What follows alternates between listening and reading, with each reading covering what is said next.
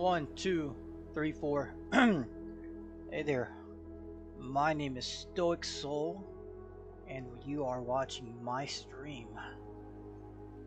For today, I'm going to go back a bit in the chapter and just check out some stuff real quick. This is operations and management, production and operations management, alright? Manufacturing and services in a perspective.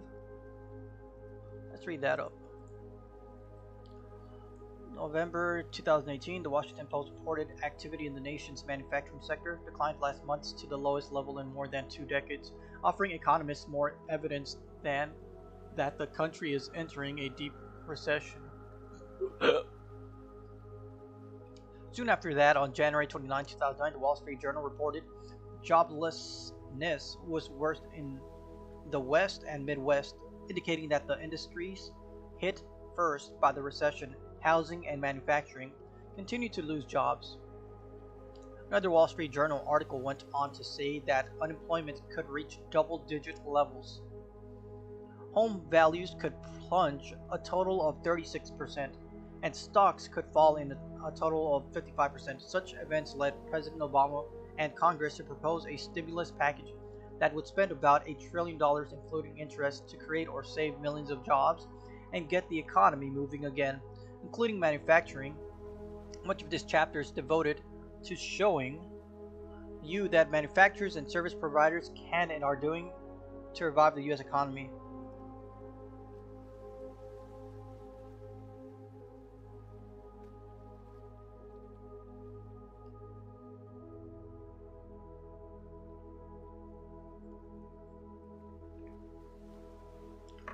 All right. Another Wall Street Journal. Okay. Much of the chapter is devoted to showing you what manufacturing service.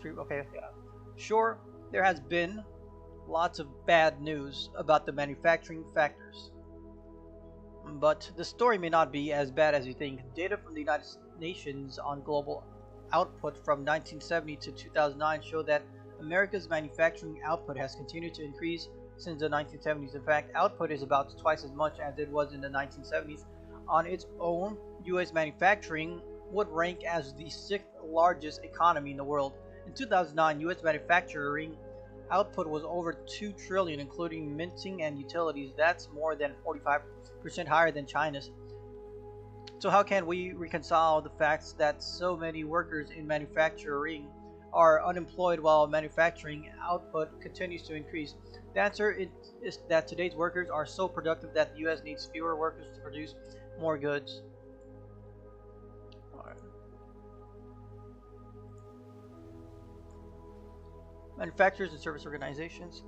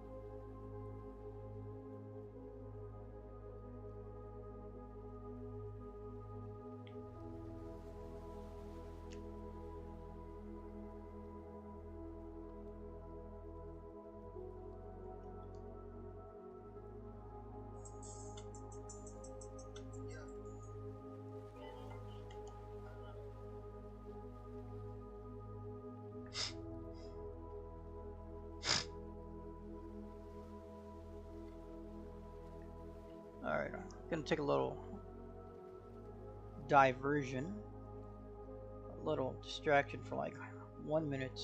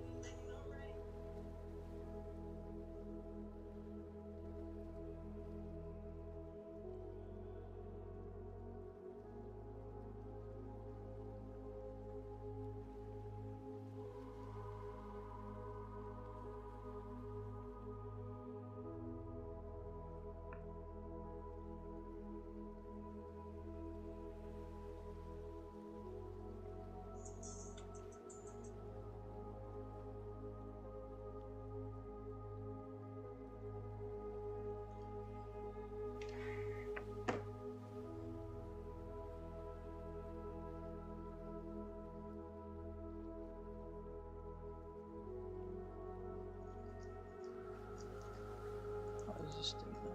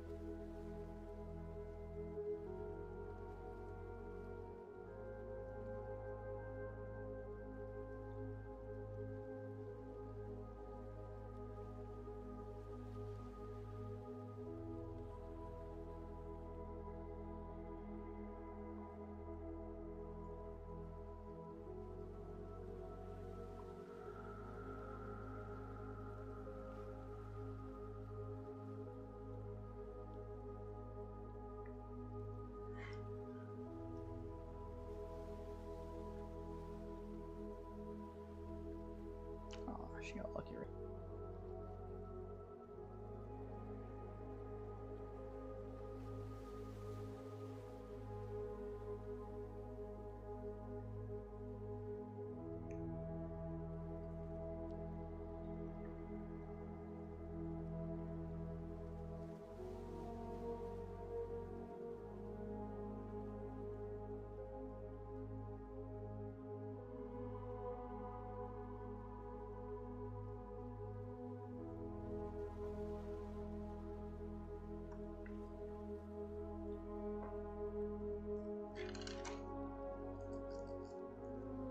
Fuck.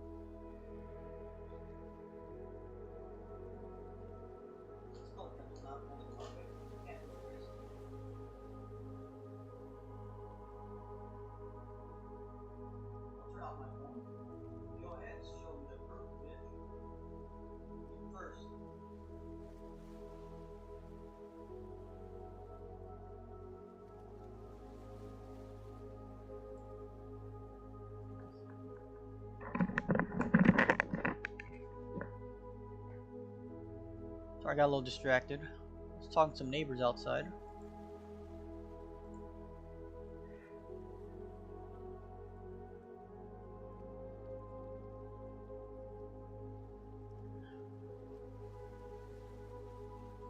Alright then.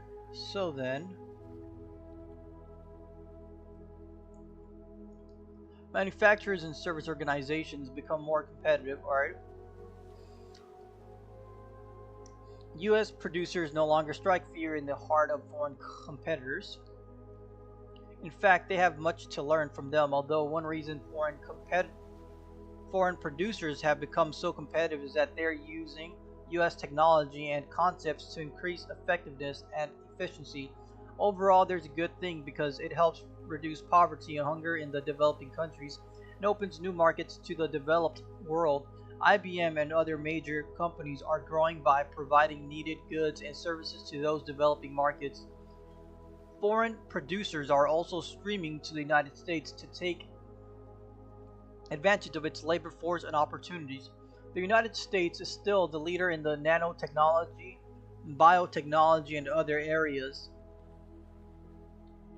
Its workforce is creative and dynamic. Nonetheless, U.S. business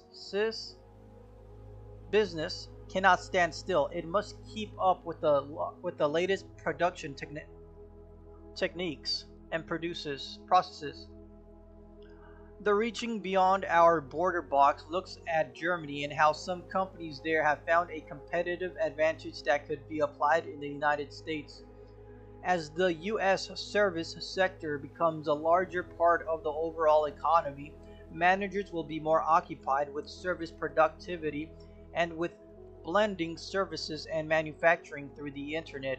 How can U.S. manufacturers and service organizations maintain a competitive edge? Most of them are focusing more on customers, maintaining closer relationships with suppliers and other companies to satisfy customer needs, practicing continuous improvement, focusing on quality, saving on costs through site selection, relying on the internet to unite companies that work together, adopting production techniques such as enterprise resource planning, computer integrated manufacturing, flexibility manufacturing, and lean manufacturing. This chapter explores these and other operations management techniques in both the service and manufacturing sectors. We'll begin by going over a few key terms. From production to operations management,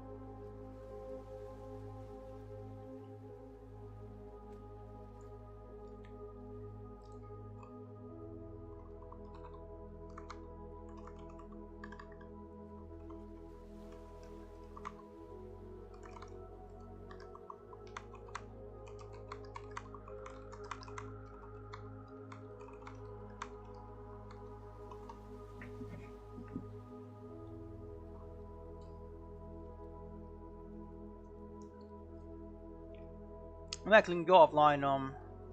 There's some things I gotta work on. It's still school stuff, but it's also business work stuff. But I'd like to take care of that off stream, as right now I'm not gonna be talking as much, but I'm gonna be thinking more in my head. So there's no point in being on stream if